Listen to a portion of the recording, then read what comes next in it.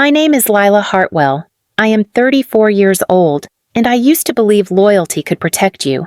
Monday morning proved me wrong. The first call came before 8, then another. By the time my coffee had cooled, there were 17 missed calls stacked on my screen. Mark Ellison, the CEO, HR, even a few numbers I didn't recognize. I let them ring. I sat on the edge of my bed, still in the t-shirt I'd slept in, the sunlight crawling through half-open blinds. Chicago was quiet outside, but inside my apartment, my phone sounded like an alarm that wouldn't stop. 3 days ago, I closed the largest contract in Orion Systems history, $50 million over 5 years with Sendrix Logistics. The team had cheered. The CEO had shaken my hand. My boss had smiled and said, "You've made us proud." Lila. Then, an hour later, he'd called me into the conference room to discuss a restructure. Now, at 9:30. The restructure was calling me back. When the phone buzzed again, I finally answered. Mark's voice was sharp. Panicked. "Lila, thank God. Listen, we need to talk. The Sendrix signing just imploded. Amelia's refusing to move forward without you." I stayed silent long enough for him to fill the space. "She says you were the only reason they considered us," he continued. "She's threatening to walk. I told you she trusted me," I said quietly. "You decided credentials mattered more." "Lila, please. Come in. We can fix this." I looked around my one-bedroom apartment, the box of files from my desk, the folded blazer still smelling of office air. Everything they'd taken from me was right here, in plain sight. I picked up my mug, took a slow sip, and set it down. "Mark," I said evenly, "I think you already fixed it, just not the way you planned." He started to reply, but I ended the call. The phone buzzed again almost instantly. I turned it face down on the table and let it vibrate against the wood. The noise felt almost rhythmic, like applause from a distant room, only this time, I didn't need to go back in to earn it. The sound of champagne corks still echoed through the conference room when Mark raised his glass. "To Lila Hartwell," he said, his grin sharp enough to cut glass. "She just closed the biggest deal in Orion Systems history. $50 million over 5 years. That deserves a round of applause." The room erupted, hands clapping, glasses clinking, cameras flashing. My team crowded around me, laughing, relieved. We had spent 11 months chasing Sendrix Logistics, fighting every objection, rewriting every proposal. For once, the exhaustion felt worth it. Mark placed a hand on my shoulder, heavy and practiced. "You've really outdone yourself." "Thank you," I said, though something in his eyes made the gratitude taste wrong. He turned toward the executives at the back. "Now, before we wrap up this celebration, I have an announcement." The noise in the room softened, cautious. Mark smiled wider. "As you all know, Orion is evolving. To stay competitive, we're restructuring the sales division to bring in people with stronger enterprise credentials, people with elite educational backgrounds and global experience." I felt my stomach tighten. The words came polished, but the target was clear. He continued, "Lila's role will be redefined in that process, effective immediately." The applause died mid-air. I looked at him, waiting for the joke that never came. Redefined. Mark's voice dropped. "Your position as business development manager is being merged into a new department. It's part of our growth plan. HR will follow up with details." "So you're firing me," I said quietly, across the room. Someone shifted uncomfortably. Champagne fizzed in half-finished glasses. "It's not personal," he said. "You've done great work, but Orion needs to project a certain image for enterprise clients." I nodded slowly. An image that apparently doesn't include me. HR Director Marlene stepped forward with a folder. "We'll schedule an exit meeting tomorrow, Lila. You'll receive a generous severance." I looked at the faces around me, some avoiding my eyes, some filled with pity. Mark raised his glass again, tone unchanged. "To progress," he said. I didn't raise mine. I just set it down and walked out, the sound of their hollow applause following me down the hall. The office was silent when I walked in the next morning. The celebration banners were still taped to the glass walls, limp and wrinkled under the fluorescent lights. No one spoke. They just watched me pack my desk, the same desk where I'd worked late for 6 years, chasing numbers that had finally made someone else's career shine. Nina, my junior associate, hovered nearby, her hands twisting a pen. This can't be real. Lila, you closed the deal. Everyone knows it. I know, I said, folding my notebook. That's why it hurts. Across the room, I could feel Mark's presence before I saw him. His polished shoes stopped a few feet behind me. Lila, he began, tone soft, almost rehearsed. You handled yesterday with class. I want you to know this wasn't easy. I turned, holding my box of files. You mean firing me after a record year? He sighed. It's just business. You're talented, but we're shifting toward clients who expect Ivy League representation. I didn't realize clients cared about diplomas more than delivery. Mark's jaw tightened. You'll land on your feet. You always do. I looked at him, then really looked. The kind of look that measures what a person has left after all their charm fades. It's not just business, I said quietly. You'll learn that someday. He didn't respond. He just adjusted his cufflinks and walked away. When the elevator doors closed behind me, the quiet finally broke. Nina called after me, her voice cracking. You don't deserve this, I know, I said, though it felt less like pride and more like grief. At home, I set the box on my kitchen table. My diploma from the University of Illinois was on top. The frame chipped at one corner. I ran a thumb along the glass, remembering the nights I'd stayed late in that office instead of visiting my mother or calling friends I'd lost touch with. For the first time in years, there was nothing left to prove, only something to reclaim. I poured myself a glass of water, sat down, and stared at the phone. Not a single call from them. Saturday morning came without urgency. For the first time in years, no alarm waited for me. Still, I woke before sunrise, the habit too deep to break. My apartment felt larger than usual, quieter too. The box from Orion sat on the counter where I'd left it, like a guest who refused to leave. My phone buzzed with a text from Amelia Chen. Amelia, excited to see you Monday. Bring that brilliant deck of yours. I stared at the message for a long time, my fingers hovering over the screen. Amelia wasn't just a client. We'd shared study nights back at the University of Illinois, cheap coffee, shared notes, whispered dreams about doing something that mattered. She'd built Cendrix Logistics from the ground up. I'd built the trust that brought her company to Orion. I typed, "Can't wait," then stopped. My throat tightened. I deleted the words and replaced them with something simpler, looking forward to it. After sending it, I opened my laptop. Old files blinked across the screen. Contracts, client notes, performance reports. My name was still attached to every document. I began deleting them one by one. The cursor blinked like a pulse as each folder disappeared. By the time I reached the last one, my hands trembled. Around noon, Nina called. I tried to talk to Mark. She said, he won't budge. He says it's about the company's image. Then let him polish it, I said quietly. Some things can shine and still be hollow. You should tell Amelia, she urged. She deserves to know. I closed the laptop. Not yet. Let Monday speak for itself. Snow began to fall outside, soft and deliberate, coating the city in silence. I watched from the window as the flakes caught the streetlights, slow and bright like ash after a fire. The anger inside me finally settled into something colder. Resolve. I gathered my notes, organized the last printed copies of my Cendrix proposal, and slid them into a drawer. Then, I turned off my phone and let the room go still.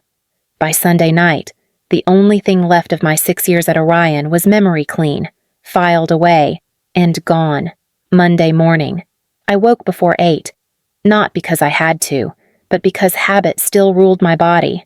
Snowlight filtered through the blinds, cold and blue.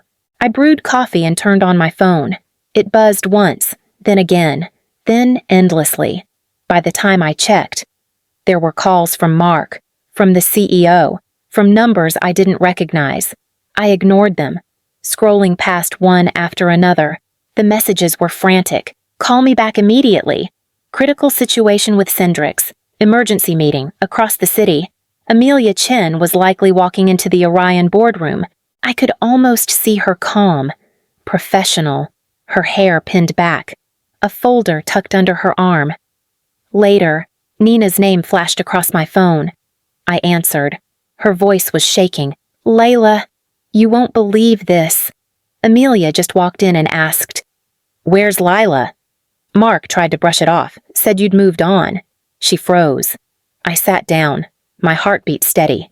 And she told them to stop the signing. Said she wouldn't move forward until you were back in the room. Through the speaker, I heard background noise voices rising, papers rustling, doors slamming. Nina whispered, "Mark's panicking. He's on the phone with the CEO right now. They're trying to call you." The phone vibrated again. "Incoming call, Mark Ellison." I pressed accept this time.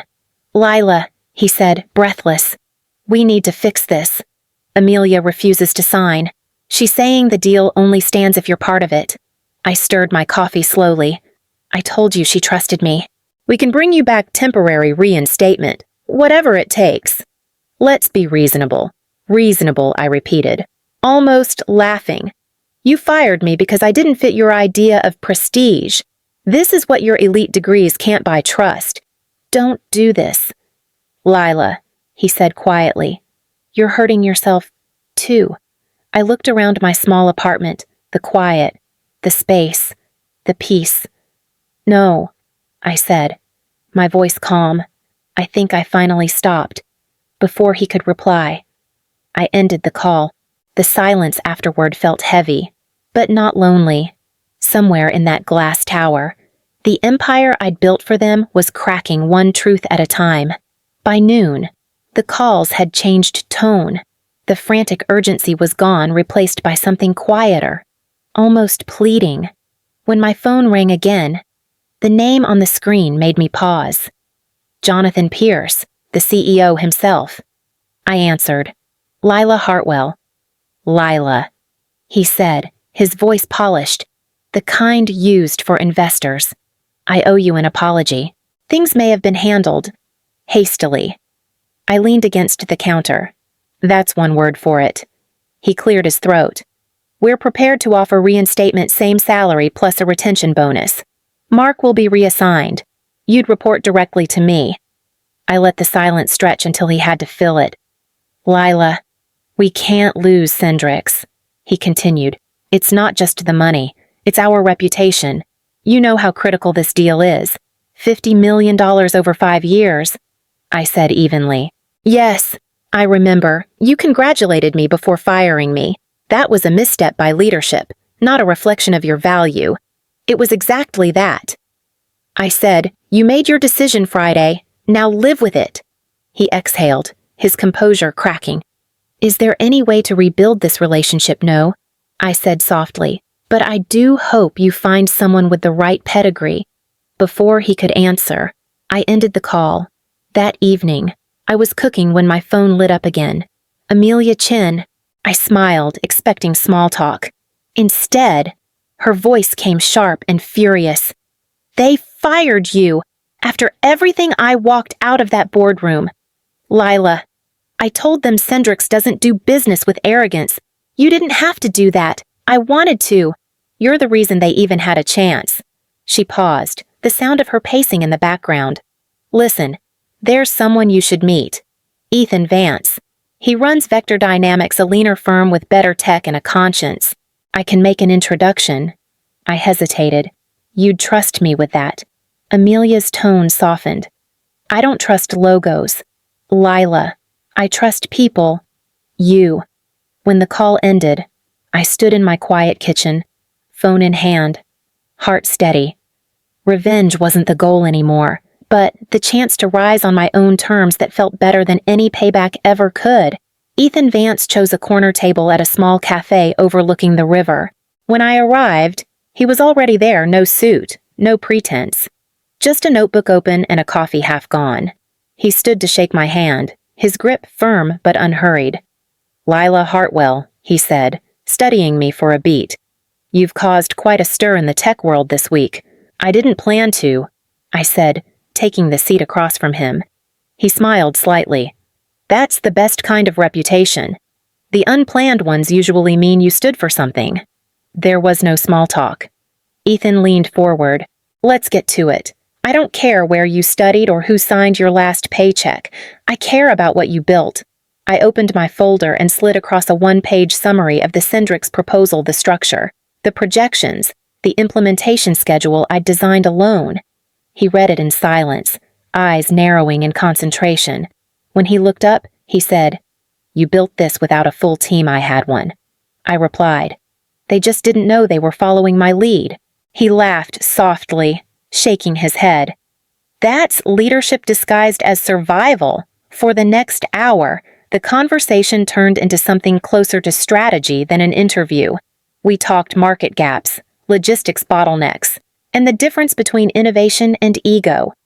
At one point, Ethan leaned back and said, "You're not afraid to tell the truth, are you?" "I've had enough practice," I said. He nodded, closing the folder.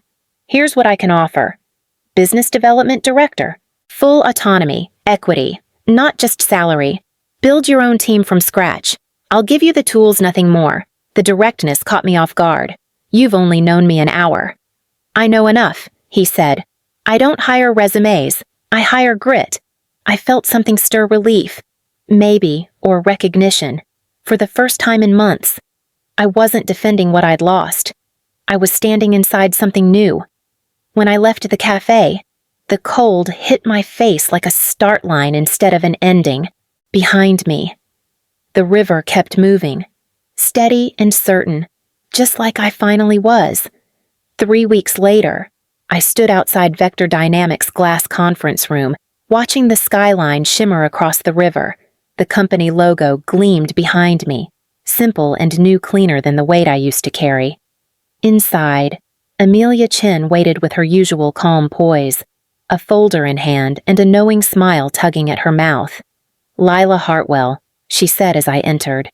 "The woman who taught a few executives the difference between pedigree and performance." I laughed under my breath.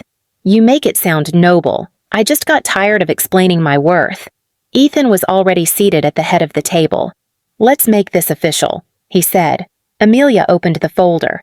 "Vector's solution is better integrated than Orion's. The projections align perfectly with our expansion model. I just want to confirm the implementation support timeline. 60 days to full rollout," I said, sliding a document across. "We'll start with your Midwest hubs, then move to coastal operations. No delays, no excuses." She read the line, nodded once, then looked at me directly. "You've built something solid here." Ethan leaned forward. "This partnership benefits both sides. We respect what Sendrix represents." Amelia smiled, signing the final page with quiet certainty. $45 million over 5 years. Congratulations. Vector Dynamics. The sound of her pen hitting the paper echoed through the room, small, decisive, final. When the meeting ended, she pulled me aside. "You know they're watching this unfold. Right, Orion's board. I heard from one of their directors this morning. They saw the news alert before I even left the office." I nodded. "Let them watch. Maybe they'll learn something." Amelia squeezed my arm gently. "They already did." As she left, Ethan approached, extending his hand. "You just shifted an industry. Lila, quietly, professionally, flawlessly." I shook his hand, steady but light. "That's the only way I know how." Outside, the air felt sharper, freer. Across town, in a corner office filled with regret and silence, someone was probably reading the headline, "Sendrix chooses Vector Dynamics over Orion Systems." And for once, I didn't need to see it to know exactly how it felt. The news broke on a Tuesday morning. Orion Systems stock drops 30% following loss of key contract. The headline sat on my laptop screen. Plain and clinical. But the story underneath wasn't numbers. It was consequence. By noon, my inbox filled with messages. Some were polite congratulations, others came from old coworkers, the kind who had once avoided eye contact when I packed my desk. The first came from Nina. "Mark's out. Board forced him to resign. HR's pretending none of it was personal. Thought you should know." I typed back, "I hope they learn something this time." A minute later, she replied, "They won't, but some of us did." That afternoon, I walked into Vector's office for our weekly team meeting. Ethan waved me in. "Before we start," he said, "2 candidates applied this week, both from Orion, good resumes, good references. I told them you'd have the final say. I thought for a moment, if they can bring real work ethic, not old habits." "Let's talk to them." Ethan smiled. "You're building your own ecosystem now." Later, when I interviewed the 2 Nina and a young analyst named Marco, they sat across from me, nervous but hopeful. "Why Vector?" I asked. "Because people are treated like assets here," Nina said, "not accessories." I nodded. "Then you'll fit right in." That evening, I drove to the suburbs to visit my mother. She was in her garden, pruning the same rosebush she'd tended since my father died. She looked up, smiling. "You look lighter, Lila. Different." I finally let go, I said, of proving things to people who never looked close enough. She leaned on her shears. "You didn't lose your job, sweetheart. You lost your cage." The words landed softly, like truth that had been waiting to be spoken. When I left, the city skyline glowed against the winter air. Somewhere behind those lights, Orion was unraveling. But for once, I didn't need to watch it happen. My world was already moving forward. 1 year later, I walked into my new office for the first time. The plaque on the door read, "Chief Revenue Officer, Vector Dynamics." For a moment, I just stood there, listening to the quiet hum of the floor, the faint echo of voices down the hall. I remembered the way Orion's hallways used to sound tighter, colder, full of performance smiles and measured footsteps. This was different. Ethan stopped by the doorway, coffee in hand. "You beat every target we set," he said. "You built a department from nothing. You earned this." "Lila." "Thank you," I said, adjusting the single box I'd brought with me. "It feels strange, starting over and realizing you're exactly where you were meant to be." He grinned. "You've redefined what leadership looks like here, and you did it without pretending to be anyone else." When he left, I unpacked in silence. The last thing in the box was my diploma, University of Illinois. The frame chipped at one corner. I hung it on the wall beside the window overlooking Lake Michigan. The glass reflected my face back at me. Calm and certain. Mark's old words drifted through my mind. "We need people with elite educational backgrounds." I smiled, touching the edge of the frame. "It wasn't the school," I murmured. "It was the work." My phone buzzed with a message from Amelia. "Lunch to celebrate the 1-year mark," I typed back. Wouldn't miss it. Before leaving, I took one last look at the view, the sunlight scattering across the water, the city moving forward. The same city that once held me captive inside glass walls now opened every door I had been told was closed. I powered down my laptop, straightened the papers on my desk, and slipped on my coat. As the elevator doors closed, I caught a final glimpse of that faded diploma shining in the light. For the first time in my career, I didn't feel like I had something to prove. I just felt free.